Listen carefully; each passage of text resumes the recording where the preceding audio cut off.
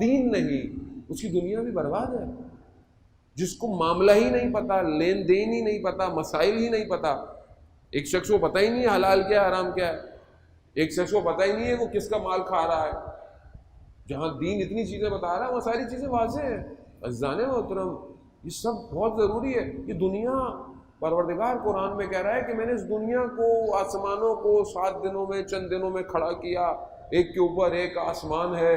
میں نے سورج اور چاند کو، ستاروں کو، یہ سب خدا نے بنایا. خدا قرآن میں پوری خلقت بتا رہا ہے. اس سب کو میں نے زینت بنایا. کس کے لیے؟ تمہارے لیے، انسان کے لیے. مگر انسان کو کس لیے بنایا؟ حدیث قدسی ہے کہ میں نے ساری چیزوں کو تمہارے لیے خلق کیا بنی آدم، مگر تمہیں میں نے اپنے لیے خلق کیا.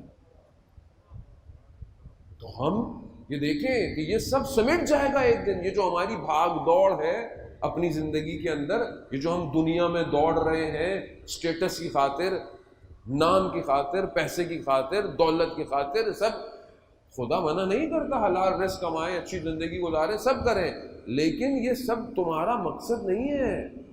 یہ سب سمیٹ دیا جائے گا. یہ پوری دنیا ختم کر دی جائے گی. ایک نیا میدان جو ہے وہ بچھایا جائے گا. یہ سورج چاند ستارے سب ختم ہو جائیں گے، یہ سب خاموش ہو جائیں گے، یعنی ان کو بجھا دیا جائے گا. یہ ساری روشنیوں کو صرف عمل کی روشنی زندہ رہے گی. اپنے عمل کو اس قابل کریں. عزیزان محترم